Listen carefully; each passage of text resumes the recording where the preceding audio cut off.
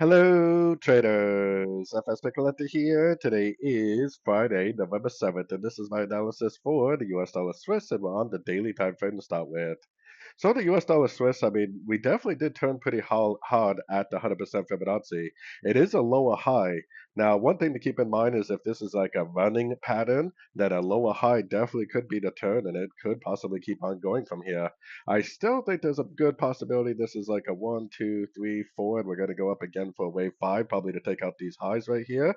But like I said, we got to do what the market tells us to do, and it is definitely making an engulfing move to the downside. I would expect it to be a wave four, but we definitely want to look for sorts. And if it just keeps on going down while we're looking for sorts, and that's great news for us.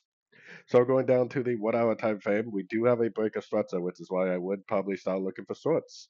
Now there's actually it looks like it's trying to make a little bit of a sort right here. Now if this is just a pullback, it's potentially going to do something like this, like three waves down and then big engulfing up. If it does make a big engulfing up, then that is likely a wave forward. It's likely going to go back up like I showed on the daily. If it doesn't, but instead it just goes lower lows, lower highs, every move to the upside is just very corrective, not very impulsive, then we will just keep on looking for shorts and hopefully learn and earn at the same time, whether this really is a pullback or whether it really is a trend reversal. So anyways, don't forget to check out my website linked over here in the corner. And as always, thank you for watching and happy trading.